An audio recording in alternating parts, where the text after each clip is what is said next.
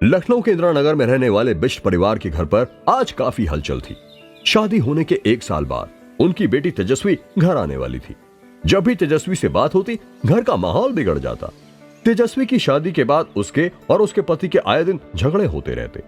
Doorbell बजी और तेजस्वी का 25 साल का छोटा भाई अजय दरवाजे की तरफ दौड़ पड़ा। उसने दरवाजा खोला और सामने खड़ी तेजस्वी को देखकर वह हक्का बक्का रह गया। सामने खड़ी तेजस्वी है, ये बोलकर भी कोई नहीं कह सकता था। थोड़ी देर बाद अजय की मां 55 साल की निर्मला सिर पर पल्लू ओढ़ते हुए दरवाजे पर आई। अपनी बेटी को इस हाल में देखकर उसका दिल बैठ गया। तेजस्वी का चेहरा मुरझाया हुआ था। उसकी आंखों के नीचे काले धब्बे नजर आ रहे थे। बदन भी सूख गया था। ठंड के दिन थे तो उसने एक स्वेटर पहन रखी थी, सिर पर मफलर ओढ़ रखी थी।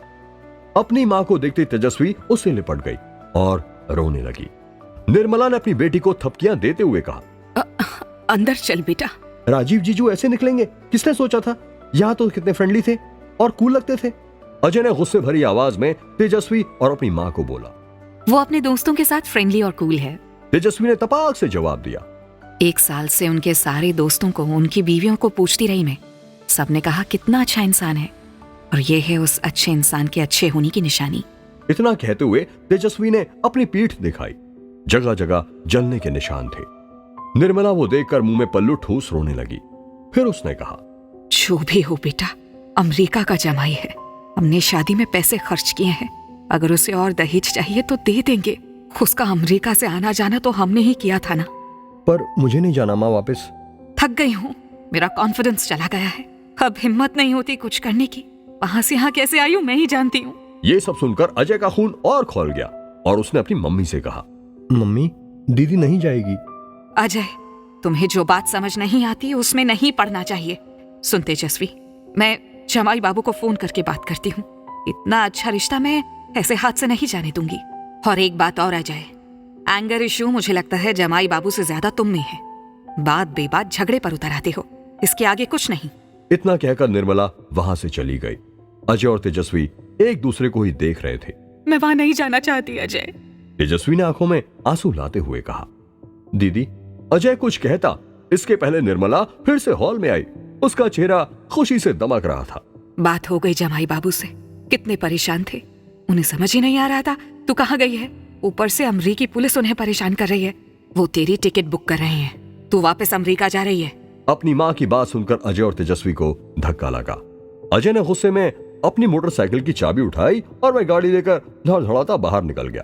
थोड़ी देर बाद वह लखनऊ स्टेशन के बाहर एक बड़े से पाइप पर बैठकर धड़धड़ाकर गुजरती ट्रेनों को देख रहा था।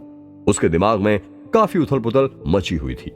उसे समझ नहीं आ रहा था कि एक मां अपनी बेटी के साथ ऐसा कैसे कर सकती है।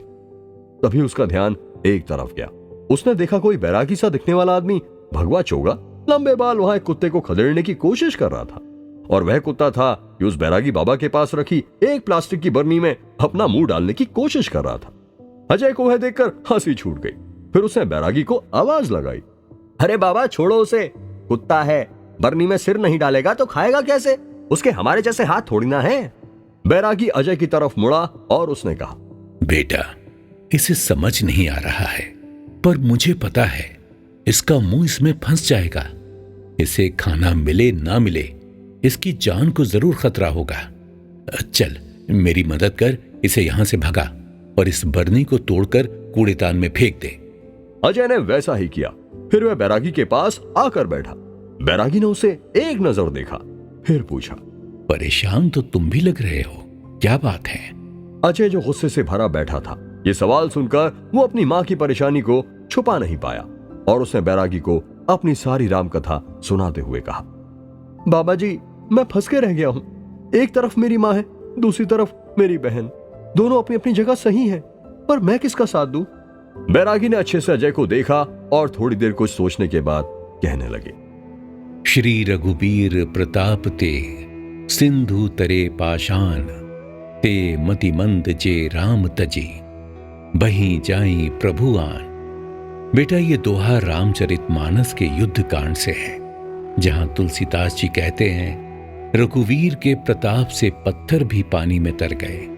ऐसे राम को छोड़ किसी और को भजने वाले मतिमंद हैं। अजय बाबा के इस दोहे का मतलब समझ नहीं पाया और सोचने लगा कि बाबा को मैं अपनी परेशानी बता रहा हूं और ये बाबा कुछ अलग ही राग अलाप रहे हैं। उसने बाबा से भी गुस्से भरी आवाज में कहा, क्या बाबा, मैं आपको क्या अपनी मुश्किल बता रहा हूं, आप कुछ और ही कहते जा रहे हैं। इस दोहे को जानकर मैं क्या करूं? ये मेरी मुश्किल का हल तो नहीं हुआ।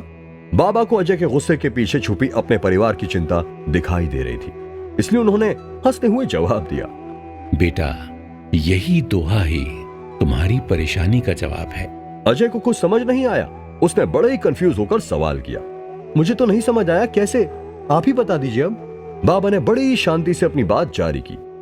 देखो बेटा, जैसे तुलसीदास ने प्रभु राम की खूबसूरती को बखान करते हुए कहा कि राम को छोड़ किसी और को भजने वाले मतिमंद हैं, ऐसे दो मतिमंद रामायण में भी थे जिन्होंने लाख समझाने पर भी राम का साथ ना दिया। एक था वानरों का राजा बाली और दूसरा था राक्षसों का राजा रावण। अब ये भी जान लो, राम का साथ यानी सच का साथ, धर्म का साथ, नीति का साथ, दोनों अनीति कर रहे थे। बाली ने अपने भाई की पत्नी रूमा को जबरदस्ती अपने पास रखा था। उद्देश्य था सुग्रीव को दंड देना, उसे तड़पते रखना। दूसरा था रावण, उसने राम की पत्नी सीता का छल से अपहरण किया। उसका भी उद्देश्य था राम को दंड देना, उसे तड़पाना। दोनों को उनके सगों ने समझाया। जब रावण सीता को लेकर लंका आया तो उसकी पत्नी ने उसे कई तरह से समझाने की कोशिश की, पर वो नहीं माना। जब दरबार में ये बात उछली तो उसके दरबारियों ने उसे समझाया। उसका भाई विभीषण उसे कितने तर्क देकर समझाता रहा, पर रावण पर कोई असर नहीं हुआ। उल्टे रावण ने विभीषण को दरबार से अपमानित करके निकाल दिया। तब विभीषण राम से जाकर मिला, क्योंकि उसे पता था किसी दूसरे की स्त्री का अपहरण करना अनीति है। किसी स्त्री को उसकी इच्छा के विरुद्ध अपने पास रखना अधर्म है, अनाचार है।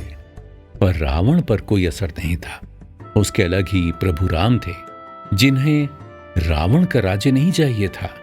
उन्हें रावण से कुछ नहीं चाहिए था, उन्हें तो बस अपनी पत्नी वापस चाहिए थी। उनके पास धर्म था, इसलिए उन्होंने सोचो बंदरों और भालुओं की सेना बनाई और राम लंका तक आ पहुंचे। दूसरा था बाली। वैसे सोचो तो सुग्रीव ने जो किया वो बाली का बताया हुआ ही किया। जब बाली दुबदुम्भी दैत्य को मारकर गुफा से बाहर नहीं आया तो सुग्रीव ने भाई की आज्ञा का पालन करते हुए गुफा का दरवाजा बंद कर दिया। उसने किष्किंधा का राजपथ लिया, पर बाली ने इस सब को अलग नजरिए से देखा। उसने सुग्रीव को अपनी बात रखने तक का मौका नहीं दिया। उसे राज्य से तो खदेड़ ही दिया, पर उसकी बीवी अपने पास रख ली। फिर बाली सुग्रीव पर जानलेवा हमले करता रहा। तब सुग्रीव ने प्रभु राम की मदद से बाली का वध किया। बाली के मरते ही, जैसा कि आमतौर पर राजघरानों में है, बाली के राज परिवार पर मौत की तलवार लटकने लगी। लेकिन वो प्रभु राम ही थे जिन्होंने सुग्रीव को समझाया, उसे धर्म का ज्ञान दिया और युवराज पद के लिए बाली पुत्र अंगद का नाम सुझाया। तब अंगद को समझ आया कि शत्रुता बढ़ाते रहने से केवल शवों की संख्या बढ़ती है, पर अगर मित्रता हो तो सारा समाज आगे बढ़ता है। अंगद के मन से संदेह जाता रहा। फिर जब सुग्रीव ने सीता की खोज में दक्षिण दिशा में जाने का जिम्मा अंगद को सौंपा तो अंगद को ध्यान आया कि केवल पद देकर ही किसी का मान नहीं बढ़ता, उसके साथ जिम्मेदारी भी लेनी होती है। और अंगद ने वो जिम्मेदारी ली। जब रावण के दरबार में पराक्रम दिखाने की बारी आई तो उसने वो भी दिखाया। यहां तक कि जब रावण उसका पैर पकड़कर उखाड़ने आया तो अंगद ने उसे भी समझाते हुए कहा, हे मूर्ख, मेरे पैर क्यों पकड़ता है? पकड़ना ही है तो श्री राम के चरण छू। बेटा, ये याद रखना, हम सबके जीवन में अंगद या विभीषण जैसे प्रसंग आते हैं। यही तो रामायण की महिमा है। ये प्रसंग कभी पुराने नहीं होते और ये हमें सीख देते हैं, हमें इशारा करते हैं हमें किसके साथ खड़ा होना है। धर्म, नीति, सदाचार किस तरफ है? अब तुम भी सोचो, तुम्हें किसका साथ देना है, अत्याचारी का या उस अत्याचार से छुटकारा पाने की कोशिश करने वाले का? बैरागी की बात पर अब अजय सोच रहा था। पति पत्नी को साथ होना चाहिए, उन्होंने गृहस्थ जीवन की शुरुआत करनी चाहिए। दोनों गृहस्थी के दो पहिए हैं, पर दोनों का अधिकार बराबर का है, दोनों का आकार बराबर का है, तभी तो गृहस्थी चल सकती है। पर यहां तो एक चक्का अपने आप को इतना बड़ा मान बैठा था कि उसने दूसरे चक्के को दबाना शुरू कर दिया था। इसलिए तेजस्वी की शादी फेल होती जा रही थी। सुग्रीव अपनी पत्नी के लिए लड़ पड़ा, राम ने रावण जैसे बलवान से अपनी पत्नी के लिए लोहा लिया और अपनी पत्नी के ऊपर हाथ नहीं उठाया। सबका दोष उस पर मढ़कर खुद कभी सुखी नहीं हुए। सीता त्याग के बाद राम ने भी अपने राजसी सुख त्याग दिए थे, और इधर राजीव था जिसने अपनी पत्नी के जीवन को नरक बनाने में कोई कसर नहीं छोड़ी थी। पर अब उसे एक चुनाव करना था, जैसे विभीषण ने किया था, और उसने धर्म का साथ दिया। उसने तुरंत अपना फोन निकाला और तेजस्वी को फोन लगाया। दीदी, तू तलाक लेना चाहती है ना? मैं तेरे साथ हूं। जैसे विभीषण ने और अंगद ने सत्य और धर्म का साथ दिया, मैं भी दूंगा। तेजस्वी ने अपने भाई से जैसे ही ये सब बातें सुनी, उसका गला भर आया था। वह और भी काफी कुछ कहना चाहती थी, पर उसने अजय को सबसे पहले दिल से धन्यवाद किया और कहा कि वो लकी है जो उसे अजय जैसा भाई मिला। अजय को अपनी दीदी की बातें सुनकर ऐसा महसूस हुआ कि आज सच में दीदी बहुत खुश हैं, और इतने वक्त बाद उनकी आवाज में वो खुशी दिख रही है जिसे शादी होने के बाद अजय और उसकी मम्मी तेजस्वी की तरफ से सुन नहीं पाए थे। अजय को बहुत अच्छा लग रहा था। उसने थोड़ी देर अपनी बहन से बात की और फोन काटकर बैरागी बाबा को भी शुक्रिया कहना चाहा। लेकिन जब अजय ने अपने बगल में खड़े बाबा की तरफ नजर घुमाई, वहां वह बैरागी नहीं था। खाली सड़क थी, ट्रैफिक का शोर था। बैरागी बाबा तो चल पड़े थे अपने झोले के साथ और रामचरितमानस से किसी और परेशान व्यक्ति की मदद करने के लिए। क्या रामचरितमानस से बस इतनी ही मुश्किलों का हल मिल सकता है, या अभी बहुत सारा ज्ञान बाकी है? उत्तरकांड की वो कौन सी सीखें हैं जो हमारी जिंदगी की मुश्किलों में हमें मदद कर सकती हैं? बैरागी बाबा ने जीवन को आसान बनाने के लिए कौन से चौपाई और दोहे रामचरितमानस में से समझाए? ये सब कुछ जानेंगे हमारे अगले एपिसोड में।